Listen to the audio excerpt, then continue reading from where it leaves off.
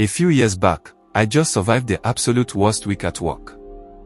Deadlines crushing me, boss breathing down my neck, the whole nightmare. I needed an escape, bad. So, on a whim that Friday afternoon, I fired up Airbnb and booked a cabin last minute for the same night. Just me and my dog, packing up the car and hitting the road. It was about an hour and a half drive, nothing crazy, but far enough to feel like a reset. On the way, I swung by this tiny town, think one stoplight vibes, and grabbed a bottle of wine from a little store. Felt good, like I was already unwinding. Then, right before the cabin, I stopped at this hole-in-the-wall restaurant maybe a minute down the road for some takeout.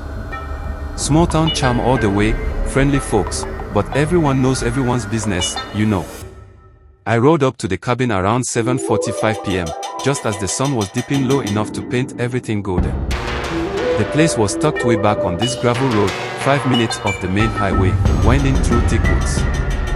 Secluded as hell, or at least it felt that way. Sure, there was a gas station 20 minutes out, but out there. No neighbors in sight. No cell service either, the signal dropped dead about a minute into the drive.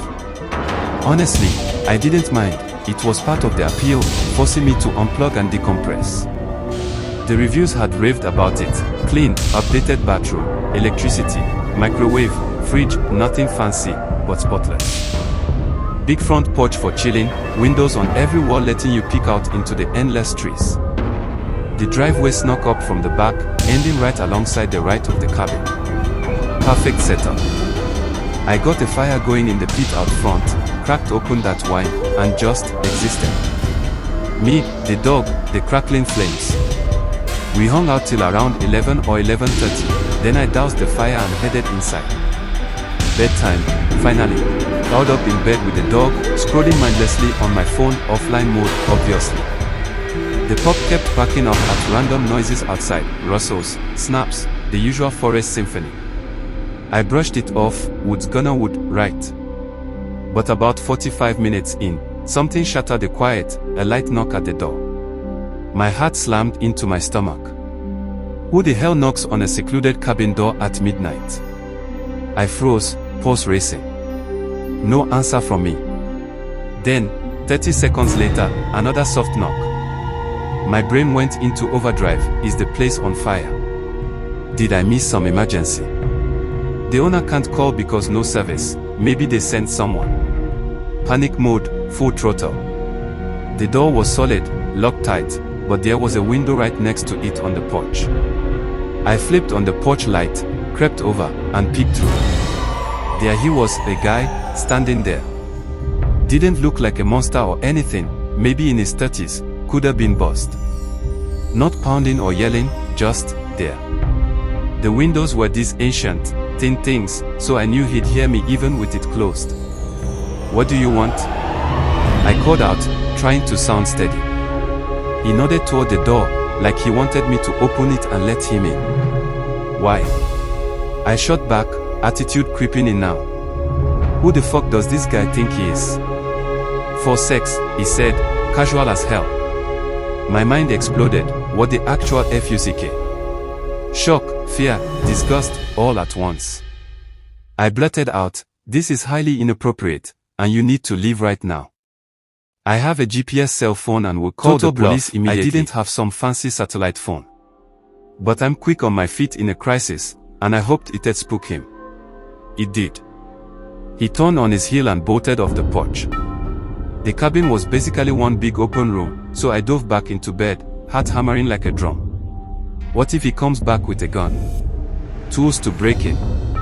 Across from the bed was a window overlooking the driveway. In the dark, I spotted these faint running lights, the kind that glow when your headlights are off. They backed up slowly, vanishing into the night. I lay there for what felt like eternity, maybe 3 or 4 minutes, brainstorming weapons.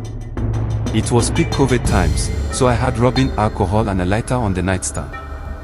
Plan A, if he busts in, douse and ignite. Desperate. Yeah. But survival mode kicks in weird ways. Finally, I got up, shoved the dresser and chair against the door for good measure. Hear it, whisper. The cabin sat elevated, so windows weren't a huge worry. I'm still here, except the one on Imagine the porch. You move into a new apartment, bed, lights off, I stared into the darkness. Everything seems terrified till dawn. But there's one door, every shadow stays pure paranoia. And when, in the silence of the night, you start hearing the sky lighten, and a whisper calling your name, would you dare open it, and peeled out. This is the story of self-service and of a room that should never write a lot. They were shocked till the very end, nothing like that because what happens will leave you shaken to help file a police report. And if you're new to this channel, don't forget to subscribe and like the video. And it felt like a freak one-off. But to this day, the questions haunt me. How did he know I was there? Best guess, he spotted me in that small town 20 minutes away, maybe at a store or restaurant. I froze. I'm a gay guy, not how did it know my name? But if you've got gay, the next day, I called a locksmith. The door opened and a blast of cold air poured out. Did he follow inside, the walls were covered in deep, jagged scratches, like someone had clawed at them for years. And in the center of the room, a single wooden chair facing the door. It was empty. But I felt, watched. I swear, that night, everything changed. The tapping came back, but not from the room.